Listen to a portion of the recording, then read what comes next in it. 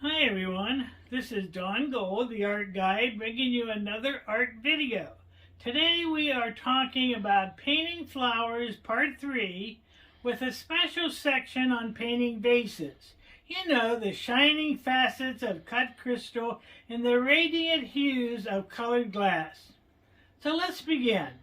Most of us enjoy the sight of flowers, whether growing wild in the fields or carefully arranged indoor in vases. For us artists, they provide a superb and hugely varied subject matter, inspiring ideas for many different painterly treatments. The artist can capture them in the glory of their full bloom, thus immortalizing a moment in their life cycle and creating images that will never fade.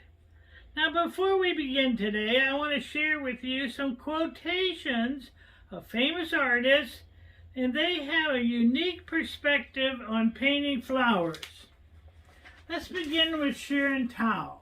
She says there is nothing quite like the effect of sunlight dancing through flower petals to get the painting juices flowing. And Stanley Motzman, have you ever walked through a field covered with hundreds of daisies, some glowing in the sun while others are swaying and dancing to the beat of the wind? And Ann Pember says, I was especially taken with the feeling of delicacy and the wonderful color changes within each petal. It reminded me of how fragile life is, and I wanted to honor that. Linda Dobbs, I'm a romantic. I can't help myself. I fall in love with flowery subjects completely and with abandon. And Leslie Gertzman says, flowers arouse an instinct to protect them, to appreciate them. Their tenderness kindles a sense of compassion and understanding. Like life, their beauty is fleeting. And finally, Frances Cohen Gillespie says, in the last 20 years, I've been painting mostly plants and flowers, and I start by trying to paint what I see. But the longer I look, the more there is to be aware of. By the time I'm done, I have come to love the thing I have painted. You know, last time we talked about the importance of backgrounds in flower painting, and my friend Ruth Petty sent me 2 good examples of backgrounds. But today I want to spend a few minutes on painting vases, the shining facets of cut crystal, the radiant hues of colored glass, and the sheen of reflective surfaces. Learning to paint glass objects was a journey for me. I searched for the answers through books and elaborate still life setup experiments. It took me about 16 months, but I eventually got the hang of painting glass. I started with one simple clear vase and a flower with a simple shadow. Hey, at the beginning, less is better.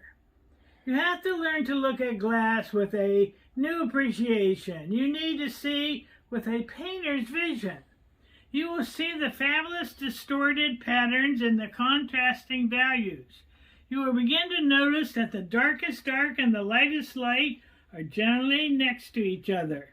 You will learn that the simplest piece of glass contains extraordinary shapes within shapes. You will appreciate the soft and hard edges, perfect for watercolors. And just when you think you have a great variety of shapes and values, you will then tilt your head, discover the prism and beautiful rainbow shining through. Sure, flowers are your main focus of interest, but you need to complete your painting by painting the glass face. I know this will provide you joy and excitement. Now, I highly recommend Joyce Roletta Faulkner's book, Paint Stunning Crystal and Glass. It's a watercolor's guide to painting light. Now, many of my students get into the middle of a painting and find that they want to quit before seeing the beautiful results. You may find yourself in the middle of a painting and want to stop, but do not. Keep going. The end results will not only amaze you, but they will also build your confidence for the next painting and all the rest after that. Learning to trust the process is perhaps the biggest lesson an artist can learn. Now just remember, glass is an ever-ending source of information for the artist. Understanding light and color of glass will help prepare you for success in all your watercolor paintings. Value contrast, the lights and the darks in your painting create light. And once you're able to understand when and where light hits the glass and then splinters and how it affects cut crystal, you will have the creative license to play up the colors and make them your own. Clear glass, colored glass, reflective surfaces, and cut crystal will always have high contrastive values. Once you've detected this, guess what? The rest is easy. Now this is important. Remember one shape at a time. To avoid becoming overwhelmed by the complexity of the vase, remember that these are just shapes. Approach each still life one shape at a time, and before you know it, you'll have a completed painting. First, experiment with 1 or 2 glass subjects. Then you'll be ready to move ahead with 3 to 5. Do not think that the more expensive the piece is, the prettier it will be. Some of the most beautiful pieces are least expensive. Search your local antique store, your second-hand store, your discount store for glass faces that will make your flower painting sparkle. So just a word now about hard and soft edges. Hard edges are just that, abrupt lines between one area and another, and soft edges have more diffuse, less distinct lines between areas. Using both is frequently necessary when painting glass and crystal. For instance, in the beveled edge of a candlestick, the hard edges occur where the plane of the glass changes direction. Hard edges draw the viewer's attention and give the glass focus. The soft edges found in the reflective shapes within the glass provide resting points for the eye.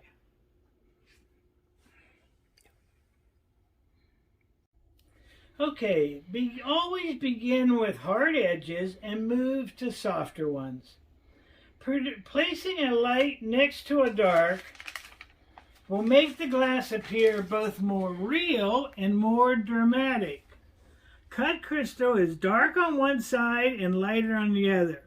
A clear glass filled with ice and water at first seems like a subject with no color, but combine these items with rich dark background and you will see what they are filled with shapes and colors. Now, wet into wet works best for shadows of glass and other transparent objects. And how do you finish a painting? When you have finished a painting, it is best to live with it for a few days. What I mean is, set it in a place in your studio and home where you frequently pass by, and there will be a time when the painting will speak to you, meaning that you will see what, if anything, you may have to add to the painting. I hope from this art video you have begun to understand and find passion and desire to paint glass faces, cut crystal objects, and reflective surfaces. This subject is forever giving. Just a slight turn of your head provides something new and exciting to see. Whether you're painting for profit or pleasure, never forget the joy of painting, which always shines through your work. Waking up and looking forward to painting is a blessing. I hope that all of you will find joy and happiness when painting flowers. Remember, today's lesson is tomorrow's knowledge. Now, does this sound like a farewell speech? Well, this is my last art video, number 27, Painting Flowers, Part 3, Painting Vases.